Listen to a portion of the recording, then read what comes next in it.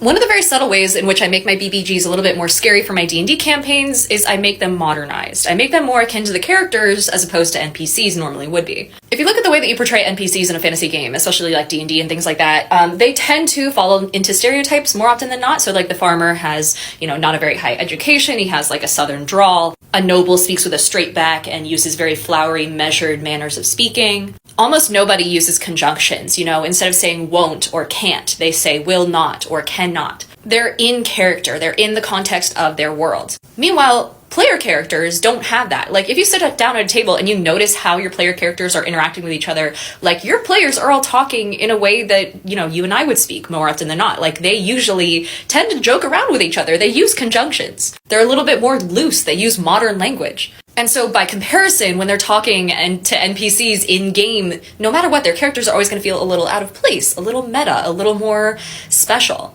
And that is what I try and mimic with my BBEGs. So in my games, while the NPCs are playing caricatures of themselves, talking to the BBG will be more like, oh, you really want to try and attack me? And that sword?